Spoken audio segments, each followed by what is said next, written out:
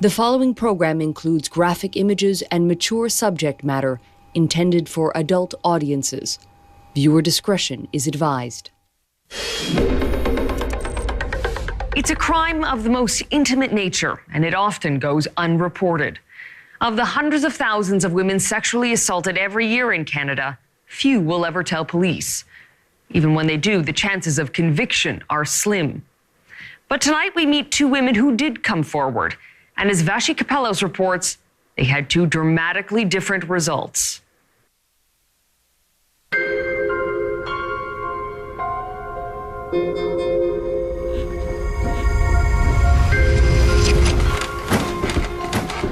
Was raped, plain and simple. These are the words of one woman's victim impact statement. I was raped in my bed. Read in open court, words detailing a crime.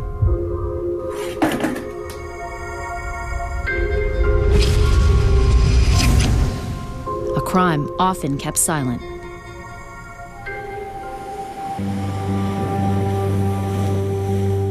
Over a third of all adult women in this country will be sexually assaulted in their lifetime. Hope Kirksey was one of them. I want the hurt to stop, and I want justice. But finding justice happens to fewer than 1 in 100 of those women.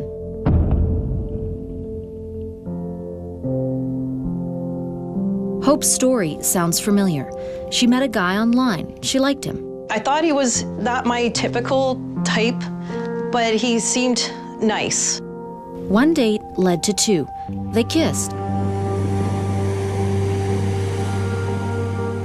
Then he changed. Everything changed. He got me up off the couch and pushed me towards my bedroom. And that's where he assaulted me, in my room. I had to have sex with him or I think he was going to cut my throat. I felt victimized over and over since the day it happened. By him, by the system, his lawyer, by everything. Hope did what most women don't do. She came forward, putting herself at the mercy of the criminal justice system. Probably going through the court system was almost worse than the assault itself. There are almost 500,000 sexual assaults a year in Canada. Not even 1% result in a conviction, suggesting an epidemic of unreported and unprosecuted criminal activity. This is a story about women coming forward.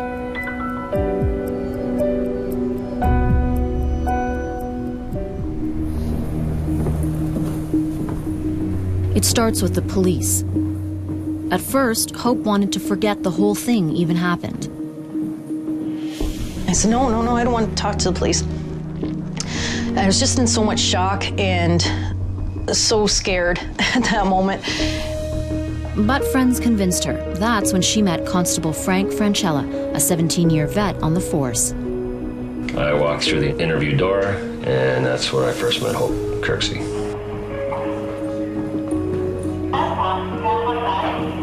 She was in a little type of a ball sitting on the edge of the couch, visibly upset and crying, head down, very embarrassed. That was my first impression. That first impression can define a case. If Frank doesn't believe Hope, no charges will be laid. The victim gets scrutinized a lot more in a sexual assault. I have to believe their story. I'm the one laying the charge. I have to have the grounds that I believe that an offense is committed, sexual assault. Less than 10% of women report sexual assaults to police, and only a third will result in charges being laid.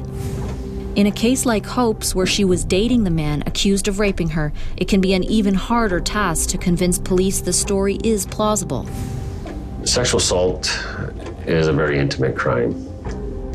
You have to listen to their story and hear what they have to say. Don't just listen, but hear what they have to say. Frank did believe Hope. The man was arrested and charged, but that's just the beginning. Hope's next step would be court. That's when she says she was put on trial.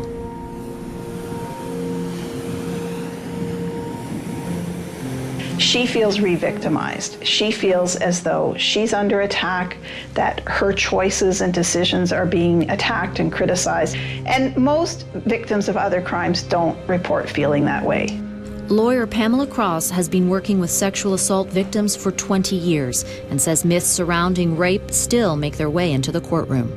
Where the woman was at the time of the assault, her level of intoxication are irrelevant to the issue, which is, did this accused person commit this crime? Even though the Supreme Court of Canada has ruled that a woman's sexual history can only be brought up in special circumstances, Pamela says some lawyers don't play by the rules. And right off the bat, the defense lawyer leads with some questions about that. The Crown attorney objects. Hopefully the judge upholds, sustains the objection.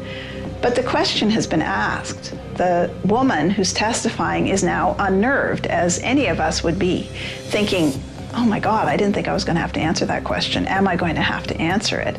And the question hangs in the room, particularly if there's a jury. You know, there's a little bit of doubt starting to creep into their minds about whether this woman has some kind of background that in fact means we shouldn't feel quite so sympathetic towards her. I was sick. I just felt sick. When she finally took the stand, Hope knew it would be her word against his. I was expecting to be ripped apart on there. Neither side in the case denied sex occurred, but the lawyer for the accused said it wasn't rape, it was consensual. I got asked, was I sure that I was assaulted? Was I sure that I didn't get it wrong? I said no repeatedly. And I don't think that at any point should that have been ever misconstrued as a maybe or a yes. But no is hard to prove. At trial, it is the prosecutor's job to establish that a crime was intentional. The defense lawyer has to create reasonable doubt about what happened. Sexual assaults are no different. The accused is innocent until proven guilty, and it's this man's job to defend that. If I'm asserting my client's innocence, then I'm trying to create a moving picture for you in your mind as to what happened that will see my client fully exonerated. If I know my client is factually guilty, that restricts me somewhat, but I'm trying to create doubt. I'm trying to cross-examine or raise doubt or show the person that they're not a reliable witness or they're not a credible witness. Criminal defense lawyer Craig Penny has been cross-examining witnesses for 2 decades. He says each case is different, but he usually focuses on trying to establish that the allegations are false. Things like the wrong person is being accused, memories are false, or that the witness is lying. Maybe that the accused has a positive defense, like he had an honest but mistaken belief in her consent. But Hope says what is fair to the accused was not fair to her. Fundamentally, I believe in innocent until proven guilty. However, I don't believe that women should be considered guilty until proven innocent. Hope battled depression, contemplated suicide, and wondered if any of it was worth it. She says without her daughter Megan, she probably wouldn't have survived the last 4 years. She knew the odds of a guilty verdict were not in her favor. When the verdict finally came, Hope didn't feel like one of the lucky ones. To be told that you are lucky to get a guilty verdict drives me around the bend too, because I shouldn't be lucky to have somebody convicted of a crime they committed against me. It should just be given.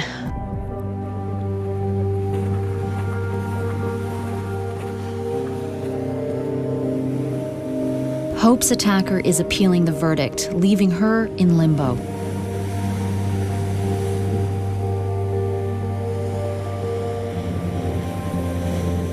I feel I am not the same person that I was before this happened, and I miss me. I want to say it in my own life again.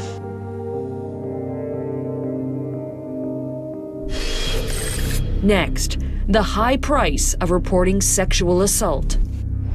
If I lose the civil case as well, it will destroy me and my family.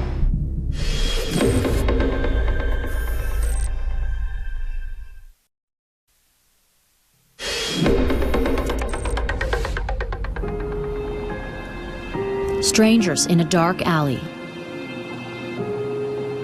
Women walking alone at night attacked out of nowhere.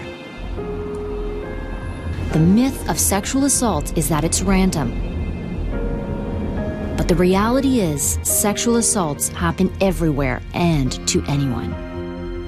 It is the total and utter invasion of your being. Women can be assaulted by strangers in dark alleys, but more often they are assaulted by men they know in their homes, and they often don't tell anyone. The vast majority of women who are sexually assaulted want to keep it private and secret, so they're less likely to come forward. But when they do come forward, they can come to Necka McGregor and her network of survivors, Women at the Center, an organization that helps women navigate a court process many say leave them feeling more victimized. When they're on the stand, the offender is sitting across from them, and his lawyer is ripping her to shreds on the stand again. It's a second rape. She also says that the system needs to change, adapt to the realities facing women who face violence. I am so enraged, I am so angry every time, because it is so preventable. This is another story of coming forward. I tried to focus on other areas of my life and mask the pain of what happened to me. We are going to call this woman Ellen. She doesn't want us to show her face for fear of retaliation. Ellen says she was a teenager when she was assaulted by a family friend. At the time, I'm unsure of whether I registered it as a crime. I was more scared to think of it as that. She says he touched her. She says he undressed her and told her to tell no one. He had told me that I had to take all of the events to my grave.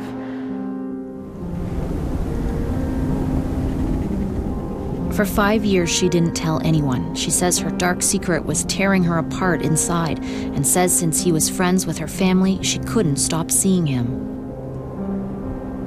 Yeah, it was very hard to not say anything. She says she was embarrassed, confused, and he was well-liked in her town. She thought no one would believe a teenager. I felt like I just wanted to scream it, like at the top of my lungs.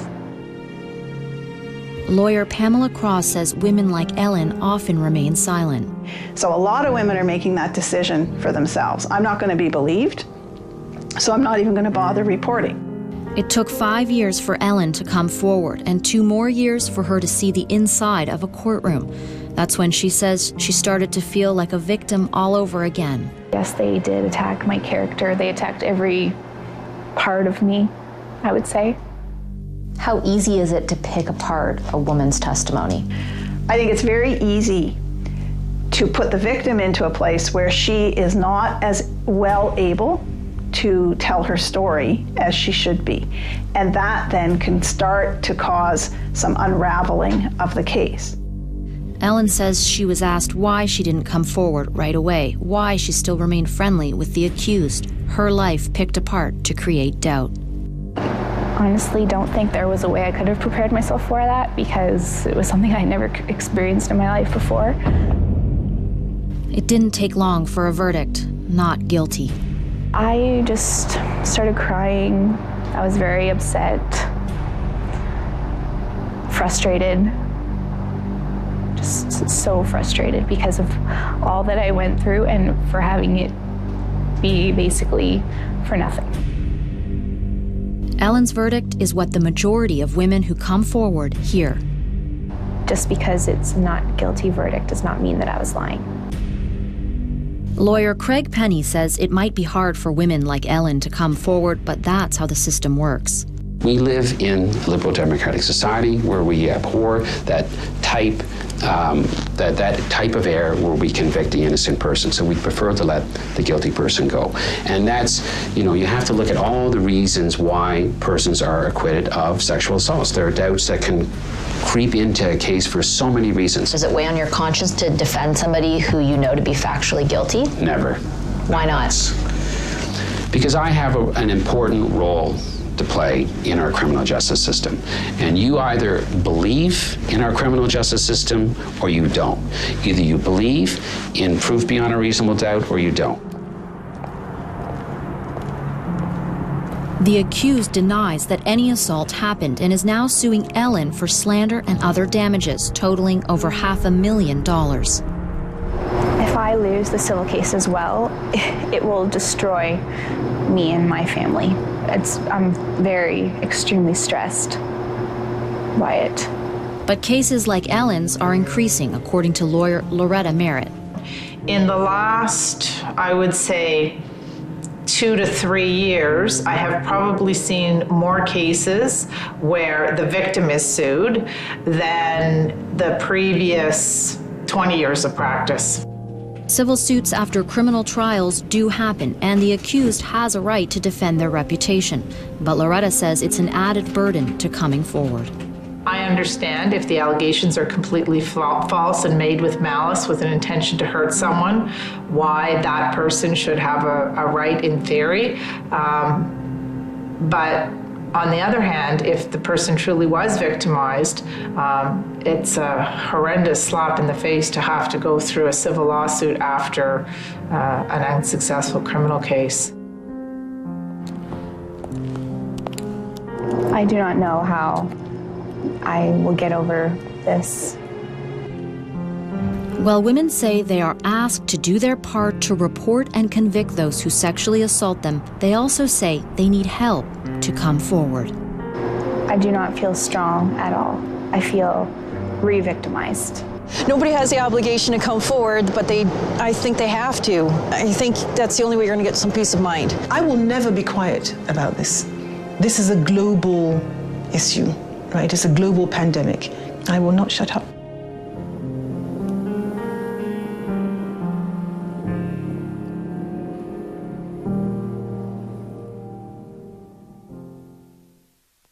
And there is more coming on this story.